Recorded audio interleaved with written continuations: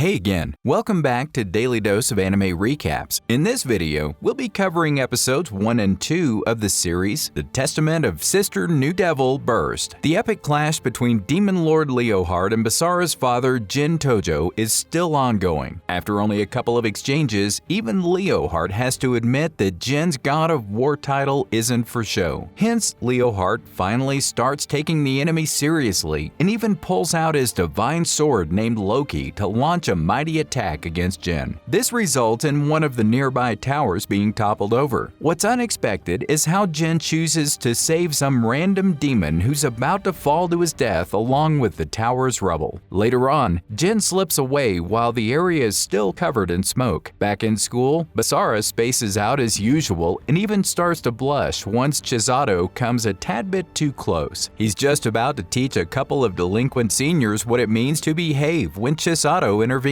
What's astonishing is how her mere presence leaves the troublemakers spellbound. Then, upon being ordered, they all follow her away while seeming like some sort of hypnotized puppets. Meanwhile, another male teacher named Sakasaki leverages this perfect opportunity to sow a seed of mistrust against Chisato and Basara's heart, claiming how the mysterious Chisato seems to be using magic to charm everybody else and turn them into her puppets. Later that afternoon, the dude is unexpectedly cornered by a bunch of similar human puppets. Basara there faces a lot of trouble dealing with these people since he isn't the kind to hurt innocents. After all people assaulting him at present are merely being manipulated by somebody else. Thankfully, Kurumi appears out of nowhere just then and rescues Basara from his dilemma. Apparently, the village folks deemed Yuki as insufficient for observing Mio and therefore sent the younger sister along as well. The two soon fly away together. Although Basara is still frustrated by how he failed to locate the person who's been pulling the strings from behind the scenes. On the flip side, Mio and Yuki recall how the two had been approached by the enigmatic Yahiro this afternoon. The dude wished to have a last word with them before leaving for somewhere else for a while. Simply put, Yahiro warns them both about the worst-case scenario where Basara goes nuts, and so does his horrific banishing shift abilities as well. In such a situation, lacking strength shall spell doom not only for the people around, but for the whole wide world as well. Therefore, good old Yahiro simply advises both Yuki and Mio to continue with the insane training regimen in order to keep growing stronger at a steady pace. Otherwise, the world as we know it may stop existing after a while, which of course is the moment once their beloved Basara loses control over himself and his otherworldly strength. Apparently, both Yuki and Mio had taken Yahiro's words to heart, but too seriously, I might add. As a result, as soon as Basara opens the door, he discovers two cuties dressed in dog costumes lying at the doorstep. Both girls rush over without giving Basara a moment to think, and soon they start doing the unthinkable, which is to lick his friggin' toes. As expected, all three experience a surge of elevated strength once the intimate session is over, which had exactly been the two girls' aim here after all. Only now do the two girls notice the flabbergasted Kurumi's presence nearby. The little girl's jaw here has hit rock bottom, as she's still unable to process all the lewd stuff both her elder sister Yuki as well as Mio have been indulging in lately. She's not the only embarrassed person in the room though, as Mio too soon slips away with tearful eyes thanks to her having been caught by Kurumi while committing such shameful deeds. On the contrary, the cunning as well as deceptive Maria leverages the opportunity to try seducing Kurumi into becoming one of Basara's slave girls as well. As it happens, Kurumi can't stand being mocked as a naive and inexperienced child, one who's unable as well as unsuitable to comprehend the complex lewd stuff reserved especially for the adults. Hence, in order to prove her status as a mature enough maiden, she foolishly agrees to be put under the succubus's spell on a temporary basis. The spell of course makes Kurumi feel aroused instantly, granting the lucky dude Basara an excuse to dominate her in the same way he usually does with the others, except of course he has a partner in crime this time around since Yuki too joins in on the fun. By doing so, she merely hopes to torture her cheeky and impudent little sister in order to teach her some manners, etc. Afterwards, Basara hugs Maria tightly while alone. The dude simply brushes aside her slander of him being a lolicon who preys on cute little nymphos like her. Instead, Basara declares how he merely wishes to cherish her presence, since that really is the glue that keeps them all stuck together. Later that night, the gloomy Basara is standing alone at the rooftop, worried by the fact that there's a mysterious puppeteer who's after him these days. Of course, our manly dude here isn't going down easy in case a troublemaker attempts to harm either him or any of the girls from his harem. On the following day, Basara and his crew attend the school sports festival with a rather careful attitude. After all, such a crowded stadium is the ideal place of attack for the mysterious puppeteer. Hence, they obviously can't let their guards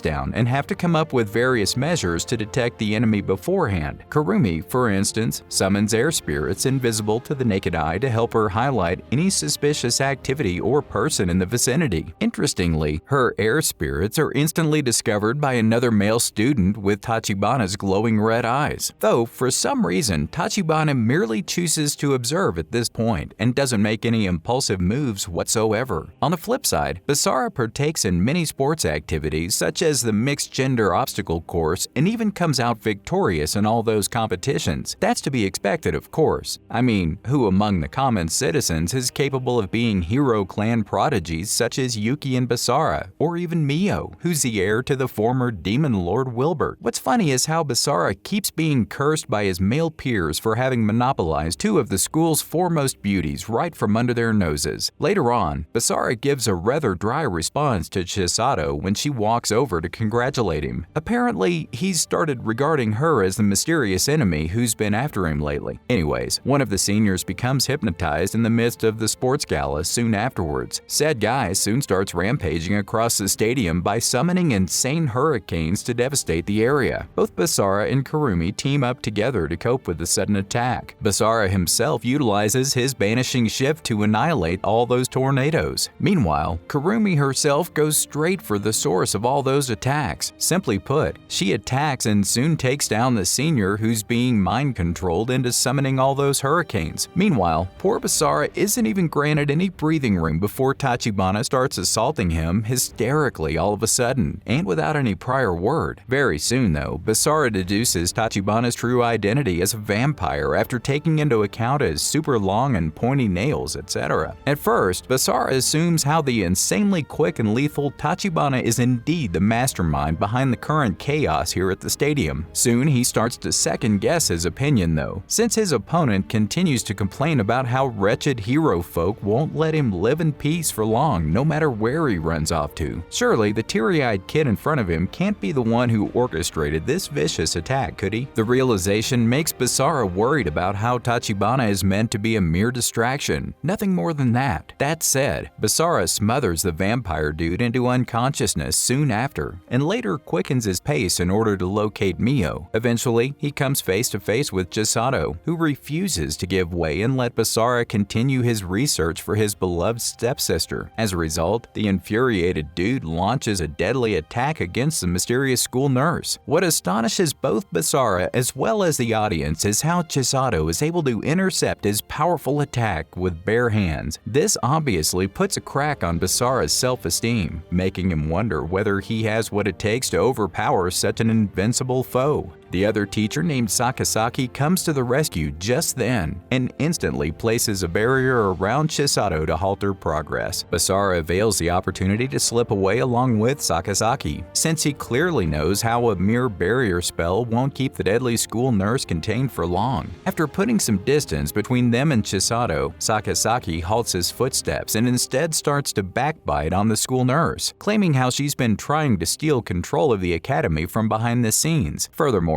Sakasaki claims how Chisato had deliberately grouped Basara together with the vampire kid Tachibana, hoping for him to be torn to shreds by Tachibana's claws once he launches a surprise attack out of nowhere. At first, Basara seems to have been fooled by Sakasaki's words. Very soon though, Sakasaki's jaw drops to the ground once Basara tries to slash him apart all of a sudden. Having connected all the dots together by now, Basara declares Sakasaki as his true enemy, as well as the puppeteer who's been causing disruptions all around. Thing is, there's no way Basara's father Jin wouldn't have given him a heads up or something in case someone as deadly as Chisato had truly been a potential threat to his children's safety. After all, with Jin's ability as a war god, there's obviously no way Chisato could have masked her presence from him. Despite all that, Jin hasn't said a word regarding Chisato in reality. All these clues point to one conclusion alone, that the mysterious school nurse had never been an enemy to begin with. Instead, it's the hypocritical, cunning, and insidious Sakazaki, who's been trying to sow discord by turning Basara against his allies. Hearing such an undeniable theory, the previously earnest Sakazaki finally reveals his true intent to bring forth harm to both Mio and Basara. Soon afterwards, he transforms into a supreme being, revealing his true identity as a deity from the realm of gods. Thing is, the hero clanfolk are basically nothing but loyal slaves meant to serve all gods. Hence, it's only natural for Basara to kowtow to Sakazaki, and even beg for his mercy after learning of the opponent's true origins. Things fail to go in Sakazaki's intended direction yet again, since Basara is no longer a member of the hero clan and therefore has no obligation whatsoever to bootlick and flatter the deities. That said, our protagonist here chooses to safeguard his siblings, even in case doing so leads to a gruesome death after being forced to confront the almighty deities. With that line of thought, Basara charges headfirst into battle, hoping to slash apart the deity standing on his opposite. Things go south after Sakazaki summons the unconscious Kurumi by opening a portal though. Apparently, he somehow managed to take her hostage before as a final trump card against Basara. This time around, Sakazaki's intended outcome does appear as he's able to cut off one of Basara's arms after having caught him off guard. This wraps up the episode's end, and we're left pondering several mysteries. For one, what will become of the miserable-looking Basara now that he's been injured critically, and that the opponent also has one of his beloved girls as hostage? Furthermore, now that we have confirmed how Chisato isn't an enemy, does that truly equal to her being an ally? If so, how long will it take for her to come and rescue poor Basara from Sakazaki's wretched claws and schemes? Last but not least, is there a ray of hope for Basara to turn his former vampire enemy Tachibana into a friend, or at least something close to that? We'll surely discover the answers within the next couple of episodes of the Testament of Sister New Devil Burst. And in case you're a subscriber with notifications enabled, you'll know as well soon enough.